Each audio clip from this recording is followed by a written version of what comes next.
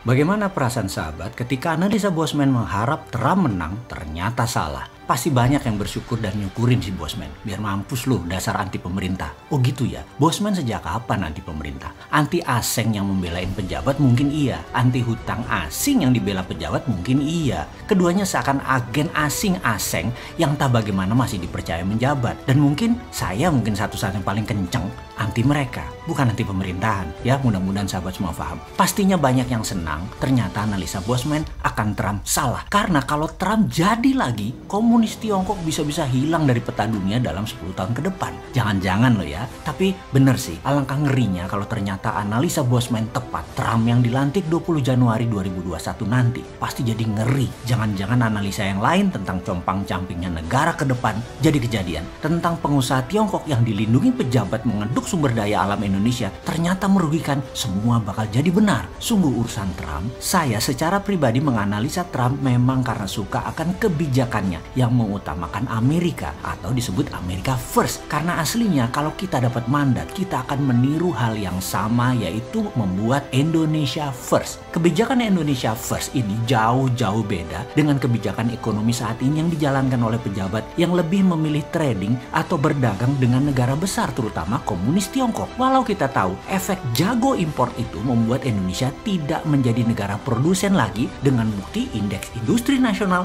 jauh di bawah beberapa presiden dan pejabat sebelum ini. Pertumbuhan industri biasanya di atas pertumbuhan nasional.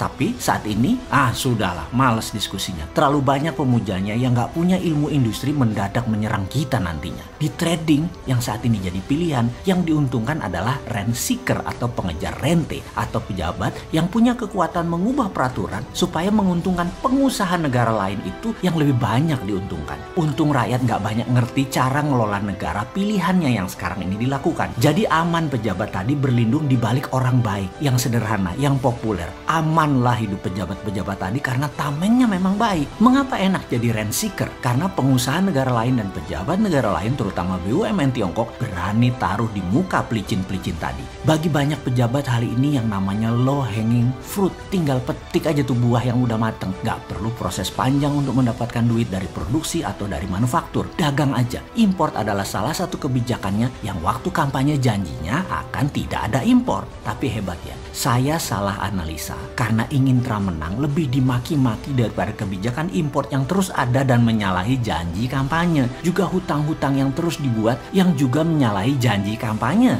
Ini tidak dipermasalahkan. Mangkraknya proyek LRT, nggak kelarnya ibu kota, salah janji kampanye jauh lebih mulia daripada salah analisa Trump yang anti Tiongkok kalah di Pilpres Amerika. Saya salah analisa saja belum tentu. Kalau 20 Januari 2021 Trump dilantik, apa lu pada cium tangan Bosman? Ya enggak lah, kita asik-asik aja. Kita bukan kayak pejabat yang jumawa pamer-pamer. Mau bener mau salah itu hanya analisa. Nggak ada yang harus dibanggakan. Tapi salah janji kampanye tidak dosa, malah dipuja-puja. Ini saya heran.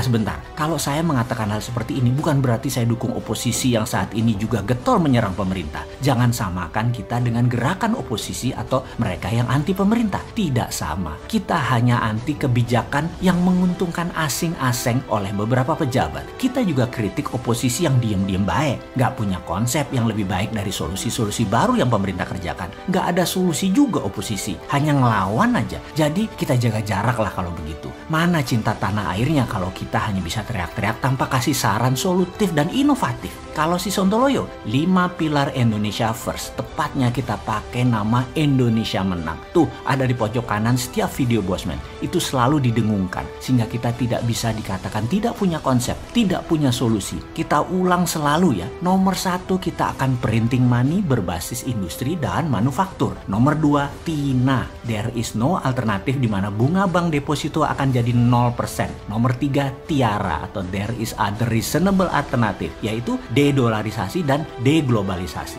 Deglobalisasi adalah antitesa global supply chains menjadi domestic supply chains. Yang dua lagi semua sahabat sudah tahu, tidak perlu kita teruskan. Dengan kebijakan ini, IMF bakal gigit jari. Juga pejabat agen IMF dan agen World Bank akan gigit jari. Juga pemburu rente, pembela BUMN komunis Tiongkok akan kita gulung semua pabrik yang mengambil sumber daya alam Indonesia tadi. Juga perusahaan asing lainnya yang mengeduk sumber daya alam. Asing hanya boleh masuk di midstream industri industri di tengah, tidak boleh di hulu. Dana asing kita tidak anti, tapi masuknya beda. Bukan untuk FDI atau Foreign Direct Investment. Mereka dikhususkan untuk mengembangkan lingkungan hidup, alih teknologi, dan digitalisasi. Uang asing, payment system asing, seperti Alipay, WeChat, Libra, semua akan dibuat e-rupiahnya. Indonesia akan punya digital currency juga. Untuk urusan beginian jangan ragukan Bosman. Skala kecil semua dibangun menunjukkan seriusnya membangun tanah air. Walaupun skala swasta, karena gak bakal orang seperti Bosman ini dapat tempat di pemerintahan yang pro trading, pro import, pro IMF, pro BUMN Tiongkok, gak bakalan. Kalian saja pejabat menikmati 4